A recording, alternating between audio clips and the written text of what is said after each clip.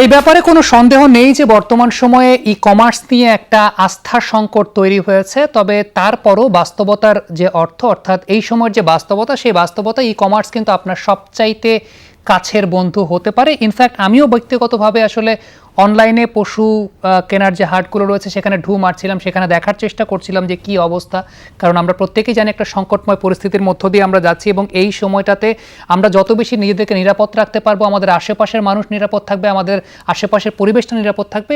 সুতরাং সব কিছুকে সমন্বয় করতে চাইলে অবশ্যই প্রযুক্তি আপনার সবচাইতে কাছের বন্ধু হতে পারে এবং তারই ধারাবাহিকতায় আমরা যমুনা টেলিভিশনের তরফ থেকে প্রতিদিন আপনাদেরকে গাইডলাইন দেওয়ার চেষ্টা করছি। আমন্ত্রণ জানাচ্ছি অনলাইনে বিরাট হাট উইথ নগদের আজকের আয়োজন। আপনাদের সঙ্গে আছি আমি সৈয়দ আবিদ হোসেন সামি। আমাদের সঙ্গে যথারীতি আজকে দুজন অতিথি উপস্থিত রয়েছেন। আমাদের সঙ্গে রয়েছেন খন্দকার তাসফিন আলম, সিইও দারাজ.com, এবং সেই সঙ্গে রয়েছেন জি আশরাফ, প্রতিষ্ঠাতা এবং পরিচালন কর্মকর্তা চালডাল.com।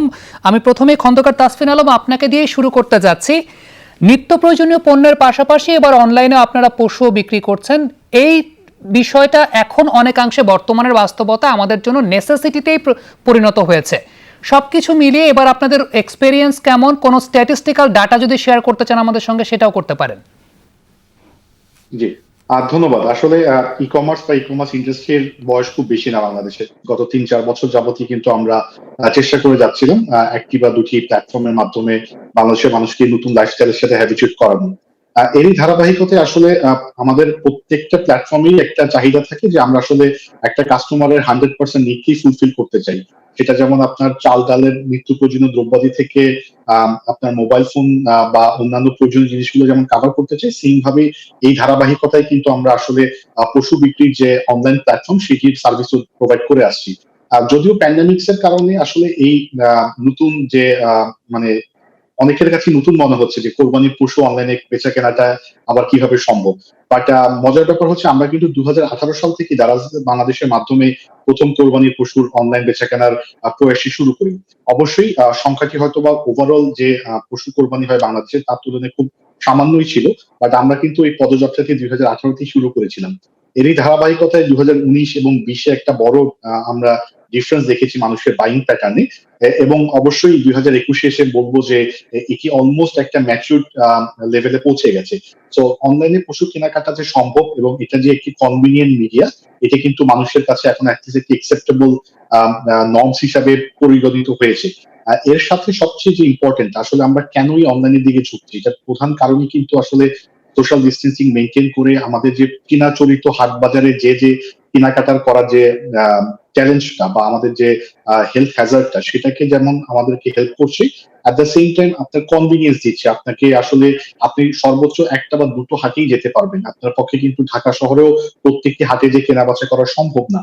তো অনলাইন প্ল্যাটফর্ম গুলো কিন্তু সেই ক্ষেত্রে একটা কাস্টমারকে অনেক বেশি অপশন দেওয়ার জন্য কাজ করছে, অনেক বেশি অ্যাভেলেবল আপনাকে অপশন দেখাচ্ছে এবং এখানে আসলে গুণগত মানটি আমি বলবো যে অনেক বেশি অংশেই কিন্তু আসলে একটা সাপোর্ট হিসেবে কাজ করছে। কারণ আপনি যখন ট্রেডিশনাল কোরবানির হাটের পশু কিনতে যান তখন কিন্তু বিক্রেতা অনেক কিছু জানেন না, বা আমরা যেভাবে আসলে আমাদের অনলাইন প্ল্যাটফর্মে কাস্টমারদেরকে তথ্য দিয়ে সহযোগিতা করে থাকি, যেমন লাইভ ওয়েট কি কত, এটি অর্গানিক কিনা, এটি কিভাবে বড় হয়েছে, এবং আমাদের সবসময় চেষ্টা থাকে যে প্রান্তিক পর্যায়ে যেসব চাষিরা রয়েছেন তাদের কাছ থেকে কিন্তু আমরা সংগ্রহ করার চেষ্টা করি। সেদিক থেকেও আমি বলবো যে কাস্টমারদের জন্য কিন্তু অনেক বড় একটা সুযোগ যে খুব বেশি নলেজেবল না হয়েও যেসব ডিসিশন মেকিং ক্রাইটেরিয়ার এগেইনস্টে আসলে আমরা একটা পশু নির্বাচন করে থাকি, সেই ইনফরমেশন গুলো অনলাইন প্ল্যাটফর্মে অ্যাভেলেবল আছে। আপনি যেহেতু স্ট্যাটিস্টিক্সের কথা বলছেন, যে আমরা আসলে ইতিমধ্যে আমাদের দারাজ বাংলাদেশের পক্ষ থেকে আমাদের প্রায় 1000-এরও বেশি পশু বিক্রি করার যে টার্গেটটা, আমরা খুব কাছাকাছি চলে এসেছি। আমরা ইনফ্যাক্ট আসলে গতকাল থেকে আমাদের বিক্রিত পশু ডেলিভারি করাও শুরু করেছি অল্প স্কেলে। সো আমরা খুব ভালো সাড়া পেয়েছি। আমাদের যদি ইয়ার অন ইয়ার গ্রোথ বলি, আমরা আসলে গতবারের চেয়ে 150% এর বেশি গ্রোথ দেখেছি।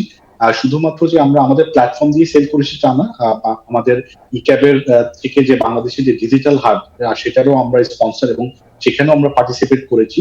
বাট আমি যদি ওভারঅল কতগুলো পশু অনলাইনে বিক্রি হয়েছে সেই সংখ্যাটি বলি, যে আসলে রেকর্ড অলরেডি হয়ে গেছে, যদিও এখনো ঈদের প্রায় 4-5 দিন বাকি। এই সময়টাতে আসলে সবচেয়ে বেশি কেনাকাটা হয়। বাট আমি বলবো অনলাইনের পার্সপেক্টিভে আমাদের বিগত বছরগুলো সবগুলো রেকর্ড অলরেডি ব্রেক হয়ে গেছে। খন্দকার আমরা তাসফিন, খুব এই ভালো জায়গাটা সাড়া আমি পেয়েছি। আবারও আসবো। আমাদের সঙ্গে জিয়া আশরাফও রয়েছেন, সিইও চালডাল.com। তার কাছে আমি একটু আসতে চাই। এই সময়টাতে দারুণভাবে চালডাল ডেলিভারি সার্ভিসটা প্রদান করে যাচ্ছে এবং নিত্য প্রয়োজনীয় দ্রব্যাদি চালডাল থেকে অনেকে কিনছেন। আমার স্পেসিফিক প্রশ্নটা হচ্ছে, জিয়া আশরাফ, আপনি প্রতি বছরই আমাদের এই আয়োজনে সামিল হন, আমাদের এই আয়োজনে থাকেন।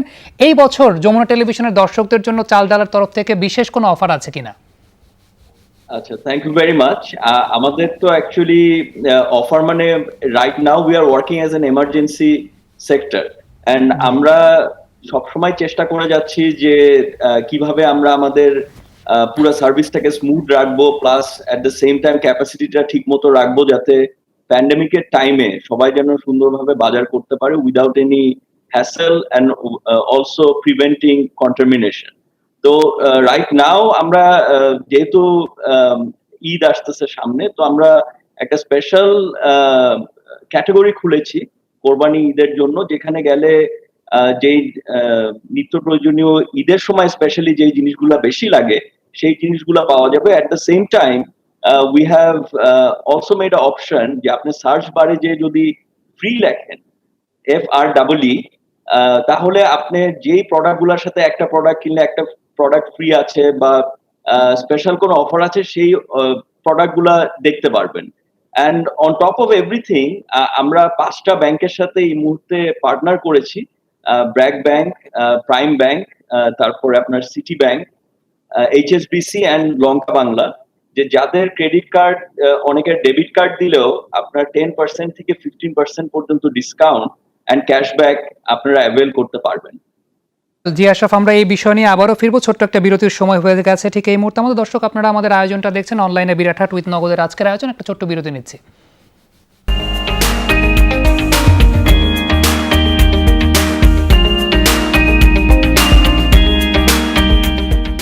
আবার আমন্ত্রণ, আপনারা দেখছেন অনলাইনে বিরাটহাট উইথ নগদের আজকের আয়োজন। আমাদের সঙ্গে দুজন অতিথি উপস্থিত রয়েছেন, ভার্চুয়ালি তাদেরকে আমরা কানেক্ট করেছি। খন্দকার তাসফিন আলম, সিইও দারাজ, তিনি আমাদের সঙ্গে রয়েছেন। তার কাছেই আসতে চাই।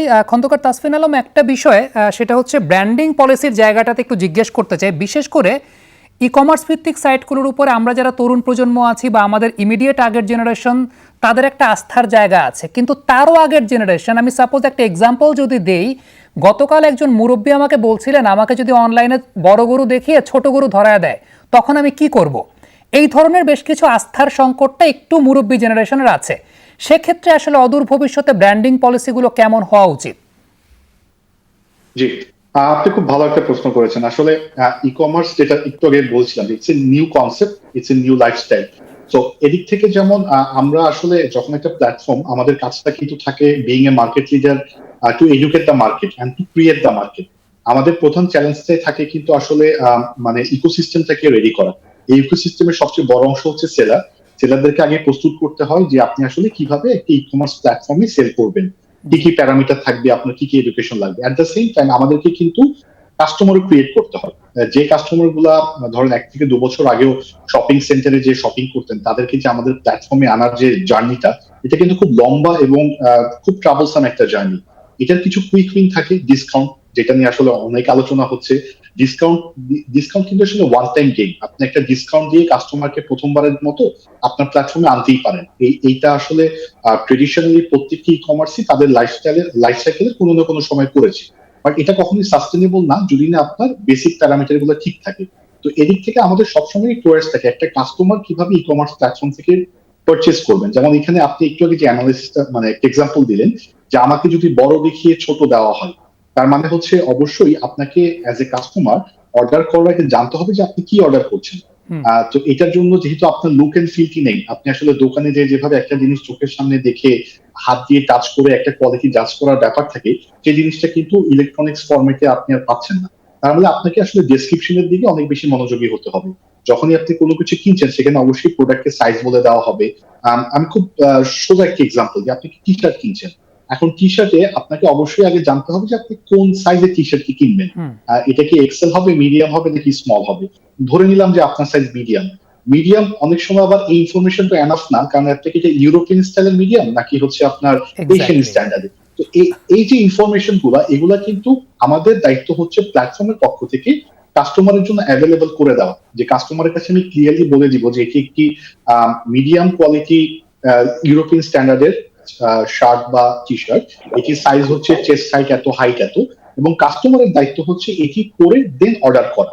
তাহলে কিন্তু কাস্টমারেরও যে এই যে রিফান্ডের যে ঝামেলাটা সেটি পোহাতে হচ্ছে না। অনেক কাস্টমার থাকেন শুধুমাত্র ছবি দেখে ডিসিশন নেওয়ার চেষ্টা করেন, এই জায়গাটাতে আসলে একটা ভুল বোঝাবুঝি সৃষ্টি হয় বা কাস্টমারের প্রথম এক্সপিরিয়েন্সটা খারাপ হয়।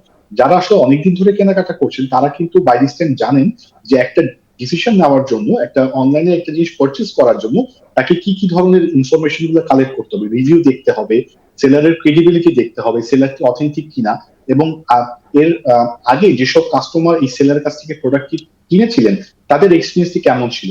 এই ধরনের প্রত্যেকটি চেক পয়েন্ট যদি কেউ চেক করে কিনে তাহলে তার কিন্তু স্যাটিসফাইড হওয়ার চান্সেস 99% থেকে 100% থাকবে।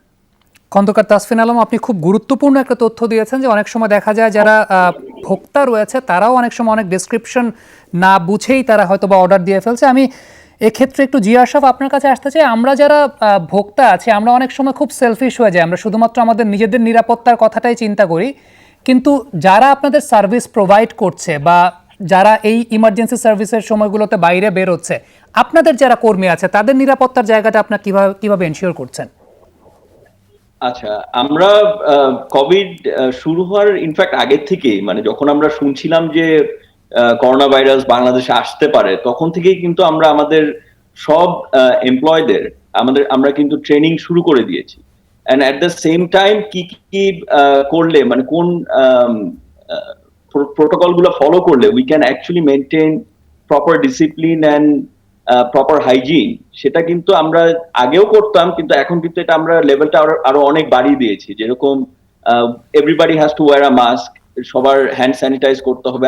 আমরা যেসব ক্যাশ কালেক্ট করি সারাদিনে ক্যাশ অন ডেলিভারি অর্ডার গুলাতে, সেই ক্যাশ গুলা কিভাবে আমাদের ওয়্যার হাউসের ভিতরে আসবে, আমাদের অ্যাকাউন্টেন্টস যারা আছেন তারা কিভাবে এগুলাকে স্যানিটাইজ করবেন, আমরা সবকিছু দিকেই কিন্তু একটা ট্রেনিং এর মধ্যে দিয়েই কিন্তু পার হয়েছি। At the same time যখন আমাদের মিটিং হয়েছে with all the ministries, ICT ministry, তারপরে আমাদের কমার্স মিনিস্ট্রি, তখন কিন্তু আমরা কিন্তু A2I সবাই মিলে কিন্তু আমরা কি করলে এই ডেলিভারি গুলো অনলাইনে সেফলি দেওয়া যায় সেই জিনিসগুলো কিন্তু আলাপ আলোচনা করে কিন্তু একটা নীতিমালাও মোটামুটি রেডি করেছি, যেটা আমরা সার্কুলেট করেছি to all the e commerce companies including চাল ডাল। আমি এটা বলছি কারণ আমিও তো একজন ই ক্যাবের ডিরেক্টর, তো সেইভাবে আমিও এইসব মিটিং এ। Well ji Ashraf, thank you very much. এই জায়গাটা তো দর্শকরা যারা দেখছেন তারাও অনেকটা নিশ্চিত হয়ে গেল আসলে নিরাপত্তার জায়গাটাতে। আমাদেরকে আর একটা ছোট্ট বিরতি নিতে হবে, বিরতির পর আমরা খুব গুরুত্বপূর্ণ একটা তথ্য নিয়ে ফিরছি বা গুরুত্বপূর্ণ একটা আলোচনা নিয়ে ফিরছি, আমাদের সঙ্গেই থাকুন।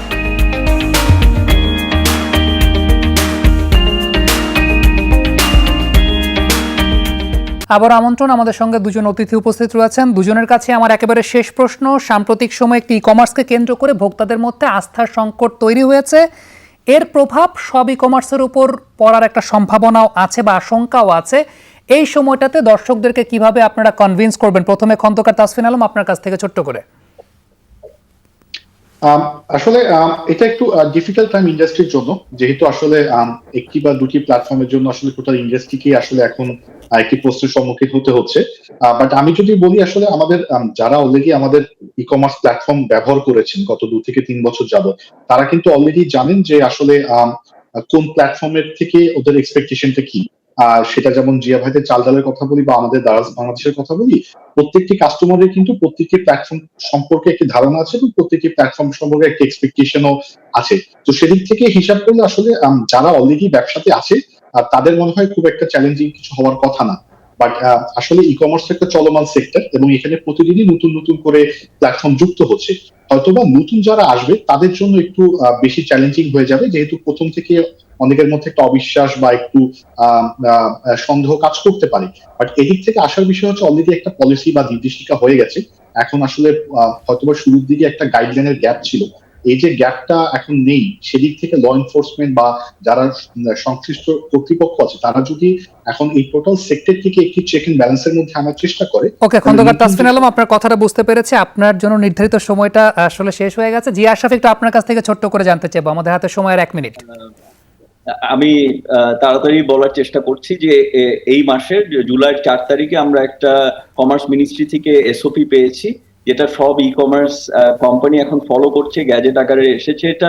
অ্যান্ড এটার মধ্যে যেই জিনিসগুলো আমরা রেখেছি যাতে কাস্টমারের ট্রাস্টটা বিল্ড করা যায়, আবার আমরা যেসব ট্রাস্ট ধরেন যে 8 বছর কোম্পানি চালিয়ে এই জায়গাটায় এসেছি, যে মানুষ আমাদেরকে বিশ্বাস করে, চালডাল.com কে, দারাজকে, পিকাবোকে, এট দ্য সেম টাইম আজকের ডিল, এরকম টাইপের কোম্পানিগুলোর যে একটা রিপুটেশন আসছে, অবভিয়াসলি ইট গট হ্যাম্পার্ড এই 10-12টা কোম্পানির জন্য। কিন্তু আমরা যে জিনিসটা আমরা আশাবাদী যে সামনের দিকে কাস্টমাররা আরো সচেতন হবে, কারণ তারা যখনই দেখতেছে একটা অবিশ্বাস্য রেটে বা দামে একটা জিনিস বিক্রি হচ্ছে, 50% ডিসকাউন্ট, 70% ডিসকাউন্ট, এটা কিন্তু তাদেরকেও বুঝতে হবে যে there could be some problem. তো তাদের যে নীতি, তাদের যে টার্মস এন্ড কন্ডিশনটা ভালো করে পড়া উচিত এন্ড বোঝা উচিত যে এখানে আমি টাকাটা দেবো। আপনি ভোক্তাদের জন্য একটা ইনস্ট্রাকশন দিয়ে দিয়েছেন জি আশরাফ, অসংখ্য ধন্যবাদ। আমাদের সময়টা একেবারে শেষ হয়ে গেছে। তাসফিন আলম এবং জি আশরাফ দুজনকে অসংখ্য ধন্যবাদ আমাদের সঙ্গে যুক্ত হওয়ার জন্য। দর্শক, এই ছিল আমাদের আজকের আয়োজন। এতক্ষণ আমাদের সঙ্গে থাকার জন্য সবাইকে ধন্যবাদ।